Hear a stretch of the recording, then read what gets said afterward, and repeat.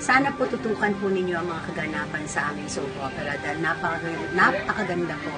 At nasisiguro po namin na hindi ninyo bibitiwan ang pagmamahalang Ivan, Andrea at Otet. Kasama na rin siyempre si Bethany. So sa lahat po sa amin na bumubuo ng Hiram na Alaala, nagpapasalamat po kami sa inyo sa patuloy ninyong pagtangkilik at sana po lalo niyo pang patuloy na pagtangkilikin ang aming show. Maraming salamat po sa pagsubaybay niyo sa Hiram na Alaala. Sana po patuloy niyo suportahan ng aming teleserye dito lamang sa GMA Telebabad. Gabi-gabi, mula Lunes hanggang Biyernes. Hello po. Thank you po sa pagpapanood ng Hiram na Alaala. At saka, madami pa po kayong aabangan dyan. Sobrang ang ganda po ng story. Hello mga kapuso. Maraming salamat po sa pagsubaybay nyo sa Hiram na Alaala.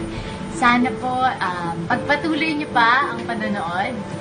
Marami pang kaabang-abang na mga eksenang kailangan panood. Hello mga kapuso. Maraming salamat po sa pagsuporta sa Hiram na Alaala, sa pagsubaybay. At talagang nanonood kayo bago nyo gawin yung mga dapat nyong gawin. So maraming salamat. And sana patuloy nilang suportahan.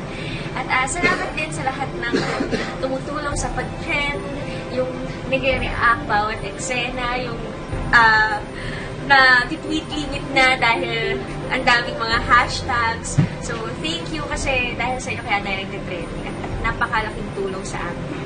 At syempre, yung ratings namin ang dahil rin sa inyo. Kaya maraming salamat talaga. Sana hindi kayo magsawa dahil marami pang eksena na magpapayak at magpapatawa at magpapakinig sa inyo.